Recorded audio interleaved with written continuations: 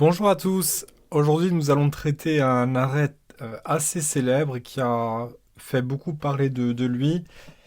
C'est un arrêt qui a un peu bouleversé l'univers juridique et c'est un cas politique aussi puisque le président s'est saisi de l'affaire. Et voilà, c'est un arrêt vraiment indispensable à connaître si vous êtes intéressé par le droit pénal, même si vous ne l'êtes pas d'ailleurs, parce que je pense qu'il est vraiment important d'avoir cet arrêt pour la culture juridique. Alors, sans plus attendre, on va aborder cette affaire. Et comme d'habitude, nous allons présenter cette affaire sous la forme d'une fiche d'arrêt. Donc, les faits, la procédure, les prétentions des parties, le problème de droit, la réponse apportée par la juridiction saisie et ensuite la portée de l'arrêt. Donc, quelles ont été les conséquences de cet arrêt? Alors, il s'agit de l'affaire Halimi.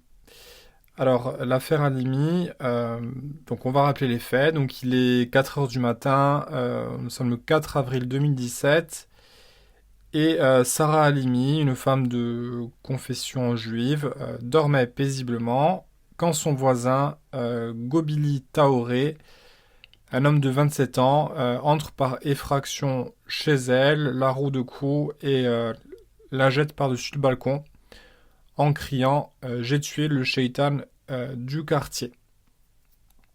Donc ça, c'est pour nos faits, donc des faits de nature criminelle, hein, donc l'effraction suivie de violences sur la personne de Sarah Halimi, et puis là l'homicide, hein, puisque cette personne décède, hein, suite à cette chute du balcon.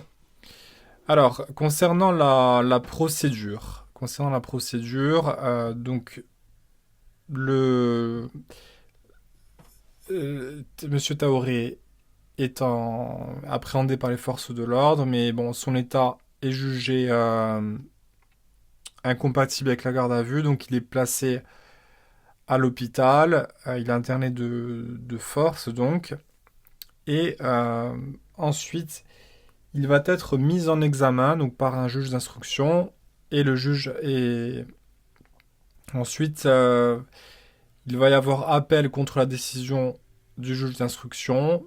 Enfin, on va saisir la chambre d'instruction parce que la partie civile n'est pas satisfaite de la décision du juge d'instruction, et ensuite on va aller en cassation. Alors maintenant, on va évoquer les prétentions des parties.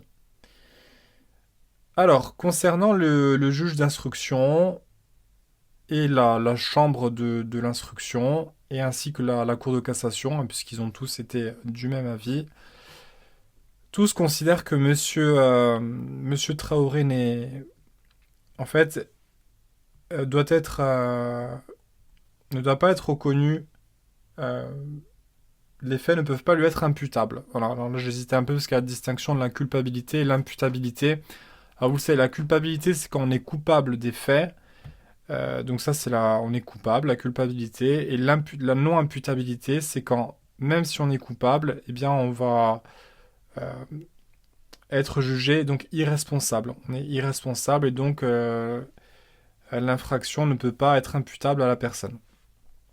Donc, en fait, ce qui va se passer, c'est que tous les juges vont reconnaître la culpabilité est avérée, là, il n'y a aucune difficulté, mais tout se joue sur la responsabilité pénale. Donc, c'est l'article 122-1 qui prévoit l'irresponsabilité pénale, donc la non-imputabilité. Tous les juges vont dire que M. Traoré ne peut être jugé responsable pénalement puisque en fait il était dans un état tel que son discernement était aboli lors des faits. Alors la difficulté, si vous voulez, de cet arrêt, c'est que c'est un peu spécial, c'est que M. Traoré est un fumeur régulier de joints, il fume 15 joints par jour depuis l'âge de 13 ans, euh, et donc se pose la question de la faute antérieure, c'est-à-dire est-ce que quand une personne en gros se met dans une situation telle et de manière volontaire, hein, et que son discernement va ensuite être aboli, est-ce que euh, Est-ce que ça marche? Est-ce que l'article peut s'appliquer? Parce que là, on ne parle pas par exemple, d'une schizophrénie ou d'un trouble psychiatrique. Il s'agit, en fait, ce sont le comportement, ce sont les actes de Monsieur Traoré qui l'ont conduit à être dans une situation telle. Et donc là, c'est un peu tout le débat avec les experts. Donc il y a eu des experts, euh, il n'y a pas eu d'accord entre tous les experts. Il y a un expert qui a dit que non, en fait, s'il y a la faute antérieure de la victime, c'est lui qui s'est mis dans son état-là, donc il n'est pas malade à la base, il n'a pas de trouble, et donc l'abolition du discernement ne peut pas être prononcée. Il doit être responsable, il doit être jugé comme étant responsable. Mais voilà, donc le juge et la chambre de l'instruction et vont tous dire que son discernement a été aboli. Alors le problème de droit en l'espèce, c'est est-ce que la faute antérieure de la victime euh, peut constituer un obstacle à la reconnaissance de l'abolition du discernement. En gros, est-ce que, pour parler plus concrètement, est-ce que le discernement du suspect peut être aboli? Eh bien, si cette abolition résulte de la consommation d'alcool, de la consommation de stupéfiants. Donc vous voyez que la question est de taille et vous savez que en droit pénal, on a le principe de l'égalité, c'est-à-dire que le juge doit se borner à... Il ne peut pas interpréter un texte. Le juge doit simplement appliquer le texte tel qu'il est. Vous savez, Montesquieu disait le juge n'est que la bouche de la loi, donc il doit se contenter de lire la loi, et même s'il n'est pas d'accord avec, c'est de la loi et d'interprétation stricte. Il ne peut pas faire dire des choses à la loi qu'elle ne dit pas. Voilà, vous savez, l'interprétation est prohibée. Il y a l'interprétation téléologique qui est admise des fois. Téléologique, c'est l'intention. Si le texte est flou, il doit se mettre dans la place du législateur et de la période dans laquelle elle a été rédigée pour peut-être interpréter l'intention du législateur. Mais voilà, le principe, c'est que la loi est d'interprétation stricte. Et dans notre cas, l'article 122-1 ne fait pas de distinction entre l'abolition du discernement qui émane d'une pathologie mentale et celle qui émane de la consommation de drogue. De ce fait, normalement, le juge eh bien, donc, ne doit pas prendre en compte une telle distinction, donc, puisque la loi est d'interprétation stricte. Un juge qui n'appliquerait pas la loi comme elle doit l'être se peut voir bien euh, le jugement ne pourra pas passer quoi. Il sera soit infirmé par une cour d'appel, soit cassé par la cour de cassation. La cour de cassation, vous voyez, c'est un peu la gardienne.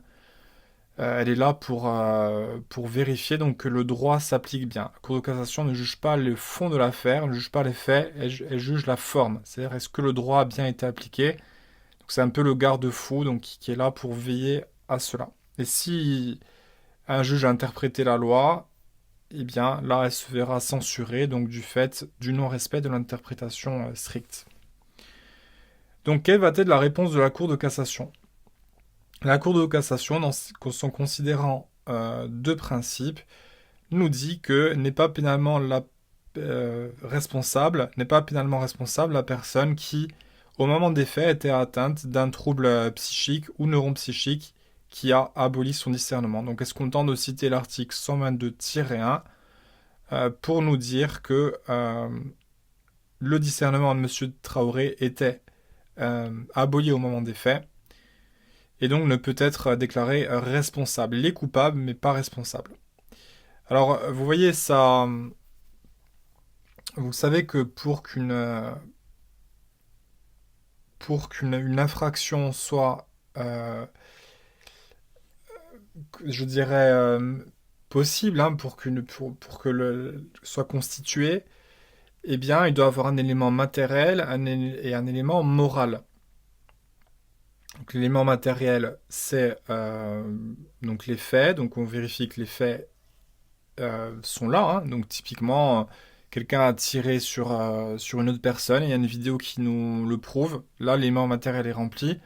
Mais concernant l'élément moral, il faut qu'il y ait une intention. Il faut que la personne ait eu l'intention de commettre les faits. Et là, en l'espèce, Monsieur Traoré était dans un état tel, dans une bouffée délirante, où il pensait avoir tué Shaitan. Eh bien, il est vrai qu'on peut douter de l'élément intentionnel, puisque M. Traoré n'était pas dans son état normal. Donc, comment avoir l'intention de commettre une infraction ou de faire quelque chose qui est prohibé euh, lorsque l'on a son discernement aboli. Donc vous voyez que en fait l'élément moral fera défaut si le discernement de la personne a été aboli. C'est pour ça qu'en l'espèce, même si on admettait une imputabilité, c'est-à-dire que on puisse imputer l'infraction à la personne, c'est-à-dire qu'on juge que la personne était responsable au moment des faits, eh bien concernant la culpabilité, il pourra manquer l'élément moral. Donc l'homicide volontaire, là en l'espèce nous sommes en présence de l'infraction d'homicide volontaire, ne pourra pas être reconnu, puisque et donc la culpabilité fera défaut, puisqu'on n'a pas l'élément intentionnel. On a l'élément matériel, mais pas l'élément intentionnel. D'ailleurs, vous le savez, peut-être j'ai pas précisé, mais dans l'article 122.1, donc on parle d'abolition ou,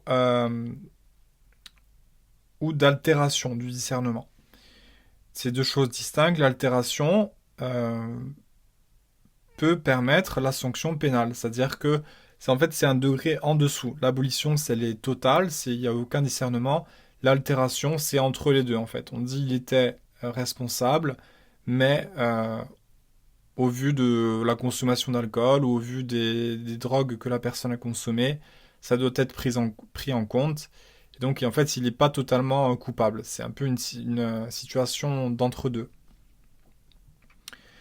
Alors, concernant la portée de l'arrêt, il faut savoir, donc cet arrêt, d'ailleurs, petite parenthèse avant de parler de la portée, cet arrêt a beaucoup fait parler de lui. Le président de la République s'était immiscé dans cette affaire. Il a dit qu'un procès devait de se tenir, puisqu'il n'y a aucun procès hein, sur le fond, puisque on l'a dit tout à l'heure, hein, le juge d'instruction, chambre de l'instruction et cour de cassation, mais tout ça était pour savoir si le procès pouvait avoir lieu. Et le président a dit il faut qu'il y ait un procès. La garde des Sceaux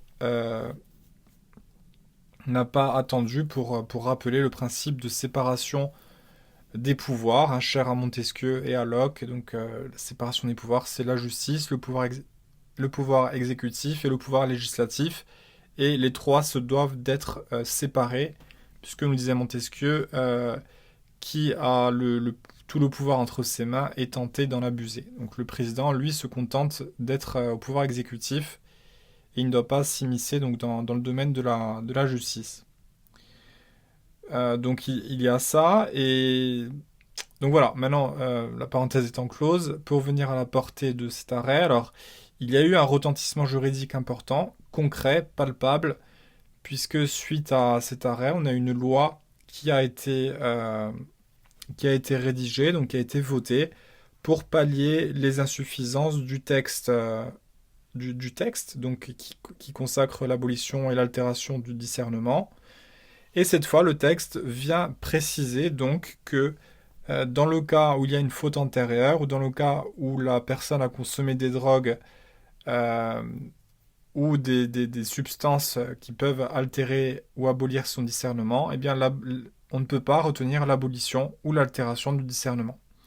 Donc vous voyez, cette loi est là pour en fait pallier les lacunes du législateur avant ce cas.